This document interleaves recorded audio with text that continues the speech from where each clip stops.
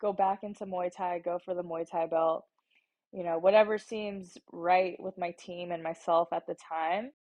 Hello, beautiful people. I am being joined by the one and only Jackie Buntan, who took home that world title in kickboxing this time, your kickboxing debut, I guess, for a title fight. But Jackie, how are you feeling after all this? I know I looked back at my YouTube channel and the caption is literally becoming a two-sport champion. So one step closer now.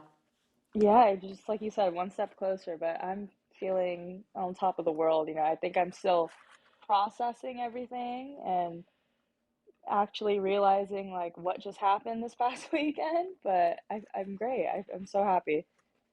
Yes, and then after our second interview that we had in person at Boxing Works, you were getting ready for a fight, and then an injury happens. I feel like I don't understand how injuries don't happen more often because you guys go so hard during sparring. So, what was that like for you, having that little setback, having to do the physical therapy for the broken toe, and really making sure that you were ready to go for this upcoming fight? Yeah, obviously when it happened, I was like exactly a month out from the fight. I was like heartbroken, I was devastated, all up in my feels, but after that, I'm a big believer of things happening for a reason, and that obviously happened for some type of reason.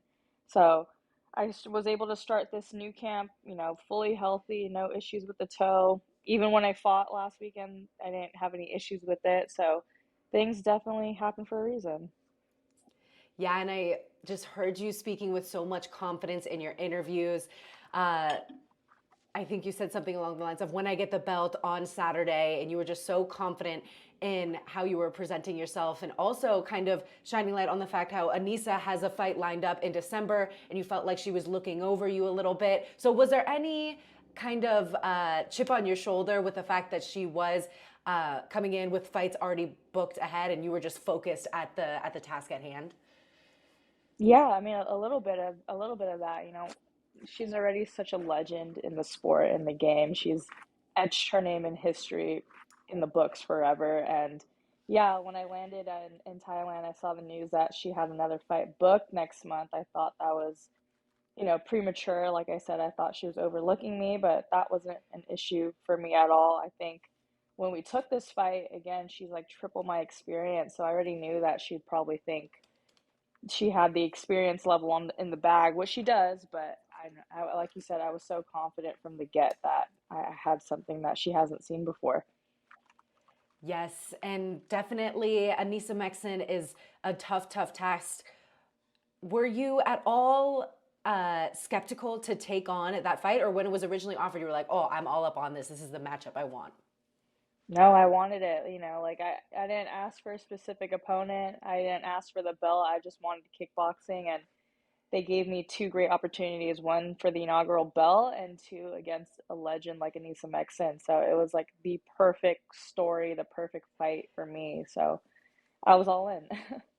I love that. And this is just the beginning. Like it was the inaugural world title. That is just going to be history in itself.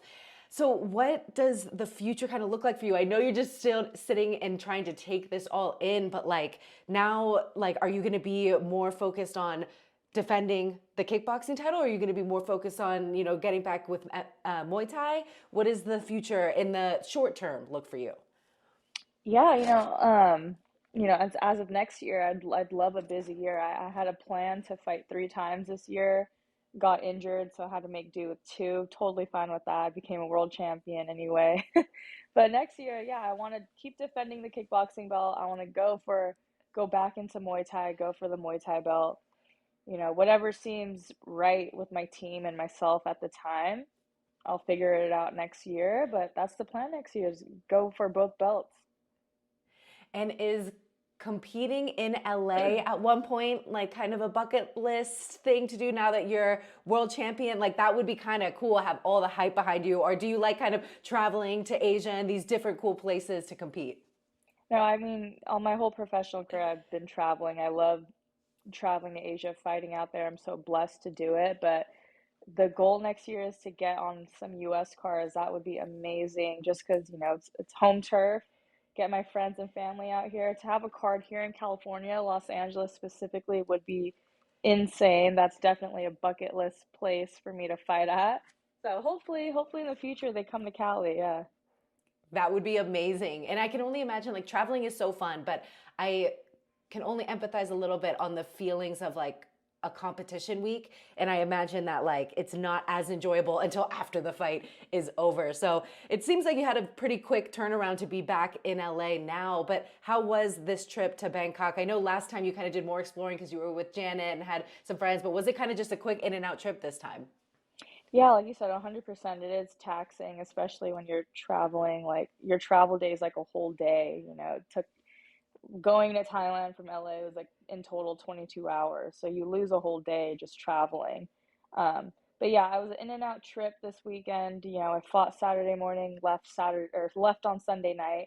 But this time I had a lot of my friends from my team, from my gym who flew out to watch me and come support me. So I had them there all of fight week and it makes such a difference. I'm so used to traveling with my coach and his wife and kind of just being alone on fight week, and you're kind of forced to be locked in mentally a whole week, which is really draining and taxing. So having friends out there to keep the energy light was like such a nice feeling, and it kind of made me think like it should always be like this, So I'll try to find a way to get my whole crew out there with me every time I fight. That'd be awesome. That's amazing. I know this time you didn't have Janet Todd in your corner, who has so much experience, atom weight, kickboxing, world champion, and your go to training partner. So I'm very curious because I feel like when you're in a fight, it becomes just a fight and you might become instinctual to like throw knees and stuff. So, how easy was it for you to really switch off from Muay Thai to kickboxing rules? Honestly, it was very easy. I think originally my Muay Thai style is it fits pretty perfectly with kickboxing. Heavy punches, I kick as well. I have a good clinch, but my go-tos are going from punches to kicks, kicks to punches. So I think I was able to transition quite smoothly. Um, but yeah, I didn't really have any urge or need to want to clinch up to elbow or anything like that. And what was the moment like when they were getting ready to announce the winner? Like, what was the energy of the stadium and the feelings that you were feeling before they made the announcement? Oh my God, it was just, it's always like once the fight is over, it almost feels like everything just my vision and my mental space just kind of zoom back out and realize like, okay, I where I'm at, like there's all these people around me, where I'm at a stadium. You kind of get out of that focus zone. But yeah, I don't know. At the end of the fifth round, I actually was very confident I won. I think at that time I was like confident I at least bagged 3 rounds out of five, if not four. So I was super confident. But a lot of people were messaging me like, "You look so scared, so nervous," when they were waiting to announce the winner. Which I looked back at the tape, I did look quite lost. But that was not the case at all. I think it was just more of like trying to like let everything sink back in. Like I just fought a fight, 5 rounds. Not only that, but I fought against a legend, and I'm here at Lumpini. It was kind of just a surreal moment. Yeah, I mean, I feel like your character in general is a little bit more laid back anyway, so I wasn't surprised. And then also, she has so much experience. I feel like sometimes when you have so much experience, you like, I don't know, at least I notice it in some different fights. Like sometimes if people know they didn't win, they'll still be like raising their hand, like see if they Yep. can get like a crazy decision or something. But no, I can only imagine those moments. And just the look on your face, I was so happy for you. It was such a great card from top to bottom. I mean, when you have a guy like Cade Rotolo fighting MMA, and that's like on the earlier part of the card, you know that one championship has an absolutely stacked card. I mean, and you're sharing it with a guy like Rotang. So, have you had any encounters with him? I know there's probably the language barrier, but like, is it kind of cool to meet some of these legends in the sport? Yeah, it's every fight I'm on, it's like extremely cool to see who your like colleagues are, who's fighting alongside with you. It's pretty surreal. And like you said, this was such a stacked card, and it just puts things in perspective every time I fight, like how lucky, how blessed I am to be, on a top caliber with these athletes. And I know one of your training partners now is a former jujitsu buddy of mine, Smitty Witt.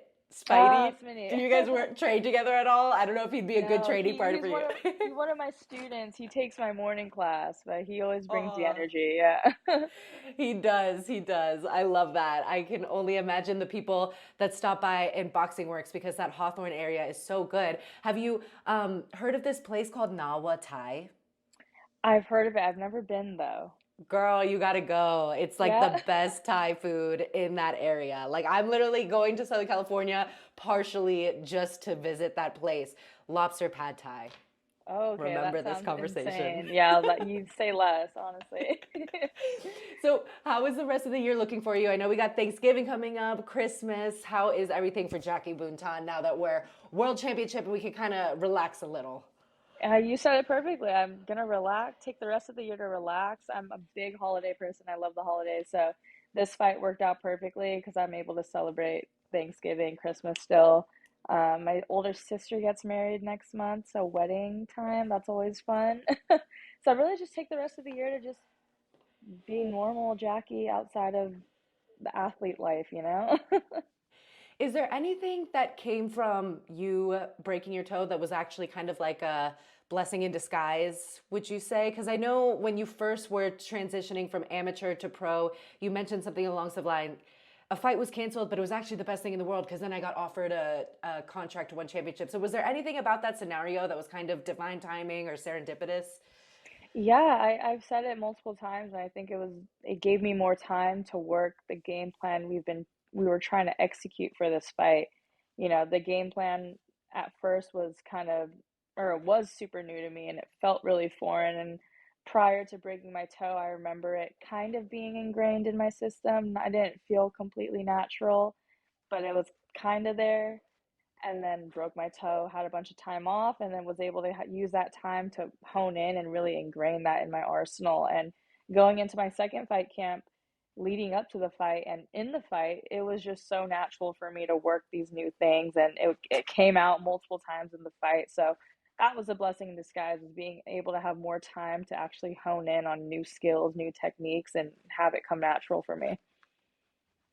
And I know we're not, dropping any names on who you want next, but I'm curious from your perspective, do you think there's anyone in the distance that's kind of eyeballing you now that they want to fight you?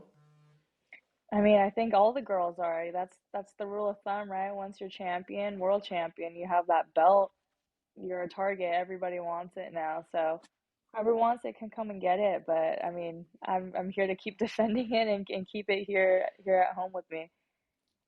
And after that fight, is everything feeling good? Like you'd be able to fight again within like the first few months of 2024? Like when are you looking to get back out there?